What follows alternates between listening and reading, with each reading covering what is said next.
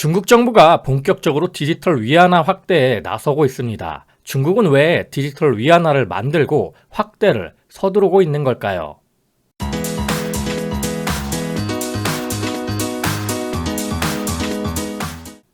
안녕하세요. 세상의 모든 지식들을 재밌고 쉽게 풀어드리는 네오의 지식창고입니다. 중국의 디지털 위안화를 설명하기 위해서는 우선 비트코인에 대한 이야기를 해야 합니다.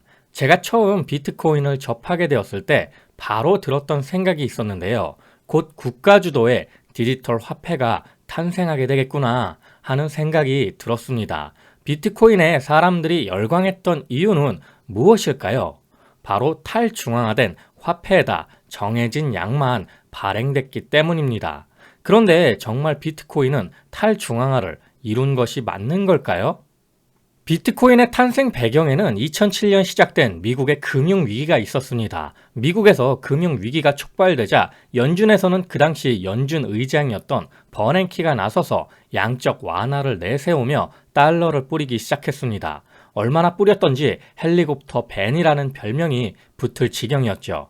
미국은 패권 국가입니다. 미국의 화폐인 달러는 세계 기축통화로서 시니어리지 효과를 가지고 있죠. 시니어리지 효과란 무엇일까요? 정부나 중앙은행이 화폐를 발행함으로써 얻는 이익을 시니어리지라고 합니다. 원래 시니어리지는 실질적인 가치가 액면가에 미치지 못하는 재료로 만든 화폐 주조 차익을 뜻하는데요. 영원할 것만 같았던 로마 제국의 멸망도 이 시니어리지로 인한 화폐 장난을 통해 망한 케이스입니다. 은화에다가 이것저것 섞어서 화폐를 늘리다가 결국 폭망의 길을 걸었던 거죠. 근본이제처럼 통화량에 해당하는 만큼 실질적인 가치와 등가 교환이 가능한 체제가 아니라면 무분별한 통화량 남발은 사실상 위조지폐에 가까운 폐해를 가져올 위험이 있습니다. 당연히 돈을 찍어내는 국가에게는 그만큼 막대한 이득을 안겨주게 되죠. 북한을 위조지폐 제조국이라고 미국이 맹비난할 때 정작 미국이야말로 위조지폐 대국이라는 비아냥이 떠돈 이유도 여기에 있습니다. 만약 통화량을 2배로 늘릴 경우 국내에서만 이 통화가 유통된다면 어떻게 될까요? 그렇게 되면 부의 총량은 변하지 않는 대신 화폐 가치는 절반으로 떨어지게 됩니다. 결국 금융자산의 절반을 정부가 세금으로 걷어가는 효과가 나기 때문에 시니어리지 효과를 인플레이션 세금이라고 부르기도 하는데요. 쉽게 생각해서 요즘 유동성으로 인해 부동산 가격이 많이 올랐습니다. 그 부동산이 오른 만큼 세금도 더 오르게 되죠. 과열을 막는다는 명분을 내세우면서 말입니다. 이렇게 통화량을 늘릴수록 인플레이션으로 인한 세금이 늘어나게 되는 거죠. 기축통화로 군림하고 있는 미국 달러의 경우는 이런 효과가 세계화로 커지게 됩니다. 다른 나라들이 갖고 있는 달러 자산의 실질 가치가 달러 통화량이 늘어나는 만큼 감소하면 그만큼의 가치를 미국이 가져가는 격이 되는 거죠. 결국 달러를 찍어낼수록 미국에는 이익이 되지만 주변국에게는 상당한 타격이 생기게 되는 겁니다. 그래서 미국을 소비의 나라라고 부르기도 합니다. 미국은 달러를 찍어 다른 국가에서 물건을 사오고 이를 통해 상당한 무역 적자가 생길 수밖에 없기 때문이죠. 기축통화국이 누리는 커다란 이득 중에 하나는 바로 외환위기라는 게 근본적으로 없다는 것입니다. 그냥 돈을 찍어내기만 하면 되기 때문이죠. 매년 천문학적인 경상수지 적자를 내면서도 미국은 외환위기 걱정이 없이 흥청망청 살아올 수 있었던 배경이 되는 이유입니다. 문제는 이처럼 달러를 마구 남발하는 것은 결국 다른 나라의 부를 공짜로 가져간다는 것이며 금융의 세계화는 이런 달러로 세계 곳곳에 거품을 만들어서 결국에는 거덜내는 재앙을 가져온다는 점입니다. 쉽게 표현해 이를 양털 깎기 한다고 이야기하죠.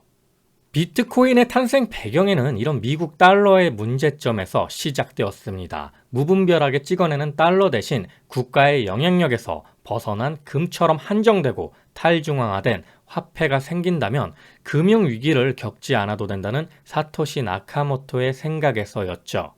그렇게 2018년 10월 31일 비트코인 100서가 탄생하게 됩니다.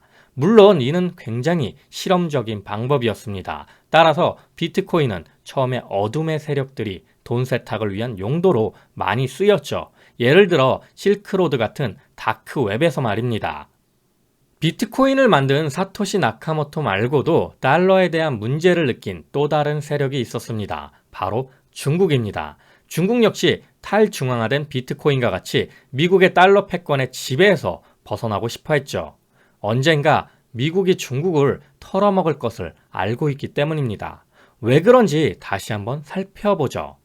만약 중국이 계속 미국에 수출을 많이 해서 외환보유고에 달러가 많아지고 또 달러 채권을 늘리게 된다면 어떻게 될까요?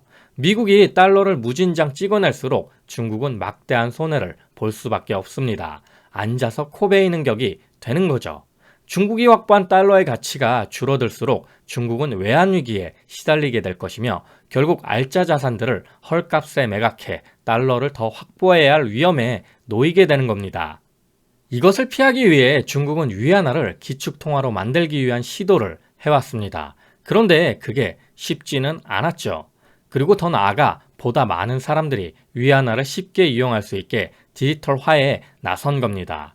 디지털 위안화를 중국 이외의 국가들이 많이 사용하게 된다면 중국의 달러 보유 비중이 줄어들고 미국의 달러 패권에서 벗어날 수 있게 되는 건데요.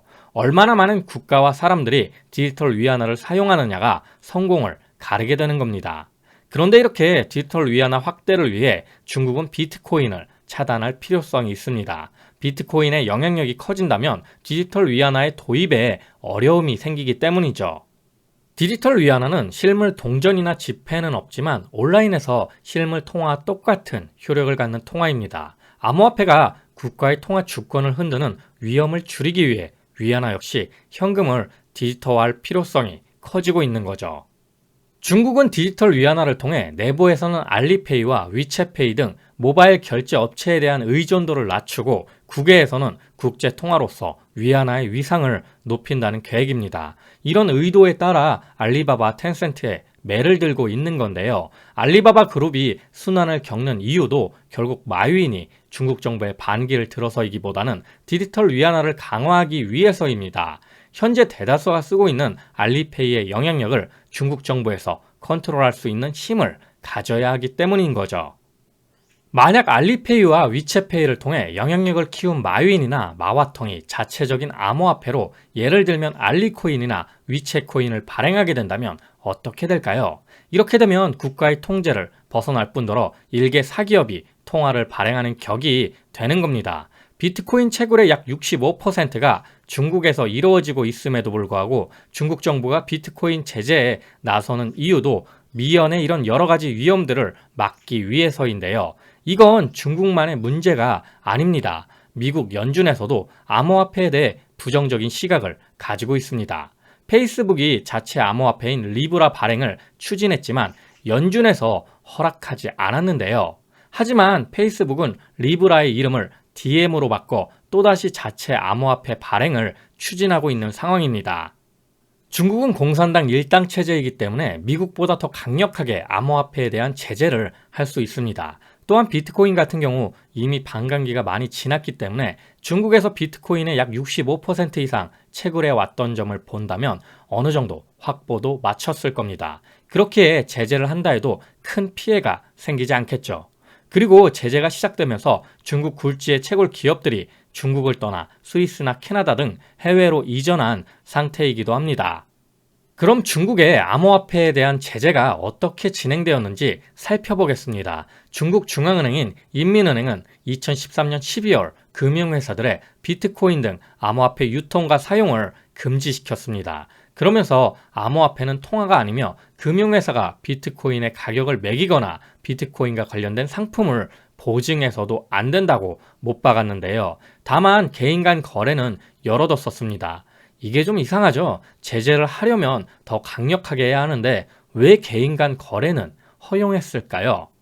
아마도 중국의 정치 세력이나 큰 손들이 돈 세탁을 할 수 있게 열어준 것이 아닌가 생각이 들고요. 이어 2017년 9월에는 암호화폐 거래소 영업을 중단시켰습니다. 또 중국 최대 채굴지인 내이멍구 자치구는 오는 4월부터 암호화폐 채굴을 금지하고 모든 채굴 사업장을 폐쇄하기로 했는데요. 5월 18일부터는 암호화폐 채굴장에 대한 신고를 받기 시작했습니다. 네이먼구 자치구는 이번 조치가 범국가적인 에너지 절감 목표를 달성하기 위한 것으로서 관내 암호화폐 광산을 완전히 없애버리겠다고 강조했는데요. 신고 대상에는 암호화폐 채굴 기업뿐만 아니라 채굴 기업의 땅이나 각종 서비스를 제공하는 기업도 포함됐습니다. 결국 머스크 형님의 비트코인 결제 중단 선언에 이어 중국 정부가 암호화폐 채굴 금지령까지 나서며 끝없이 오를 것만 같았던 비트코인은 떡락의 길을 가게 되었는데요. 중국 정부는 앞으로 디지털 위안화 활성화를 위해 그 전보다 암호화폐 제재를 강력하게 밀고 나갈 것으로 예상됩니다. 과연 디지털 위안화가 달러 패권을 벗어날 정도로 확산될지는 지켜봐야 할 것 같은데요. 디지털 위안화는 중국의 쌍순환 전략에도 중요한 핵심이 될 겁니다. 안으로는 내수를 키우고 밖으로는 1대1로를 통해 확장에 나서는 관점에서 보자면 달러 대신 디지털 위안화를 씀으로써 중국 역시 시니어리즈 효과를 볼 수도 있기 때문입니다. 오늘은 이렇게 어떤 국가보다 먼저 중국이 디지털 위안화 확대에 나서는 이유에 대해 알아보았는데요. 미중 패권 전쟁에서 디지털 화폐가 또 하나의 무기가 되고 있다는 걸 우리는 오늘 배웠습니다. 물론 한국 입장에서 보자면 미국이 달러를 찍어내나 중국이 위안화를 찍어내나 어렵기는 마찬가지일 겁니다. 패권 국가가 되어 돈을 마음대로 찍어낼 수 있다면 얼마나 좋을까요? 우리도 돈을 마음대로 찍어낸다면 좋겠지만 그러기는 힘들겠죠. 한국이 패권국이 될 가능성은 거의 없으니까요. 자, 오늘도 내용이 재밌고 유익하셨다면 구독과 좋아요 꼭 부탁드립니다. 이렇게 항상 네오의 지식창고를 애청해 주셔서 감사드리고요. 오늘 하루도 좋은 하루 되시길 기원하겠습니다.